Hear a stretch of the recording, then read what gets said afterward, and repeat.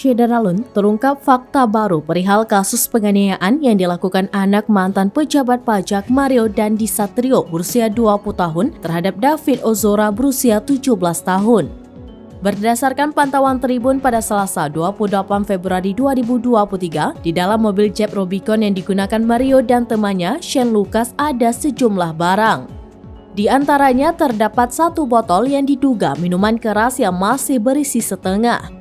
Diketahui botol beralkohol itu terletak di tengah-tengah kursi bagian depan. Selain botol miras, di dalam mobil tersebut juga nampak baju berwarna hitam tergeletak di samping baju putih.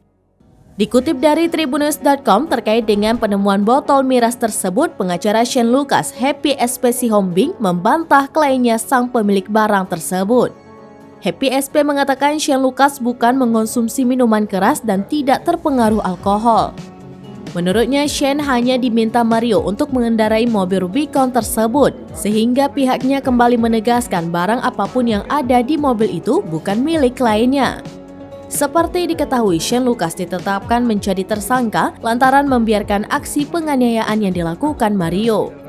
Selain itu, Shane Lucas juga sengaja merekam aksi penganiayaan yang dilakukan putra mantan pejabat pajak.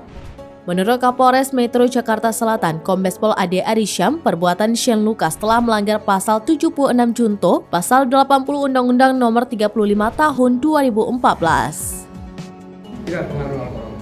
Sekarang si Shane tidak pernah minum alkohol. Soalnya terdapat botol alkohol di mobil Oh, bukan, karena itu juga yang disuruh. Jadi dia kan disuruh menjemput mengambil itu ya.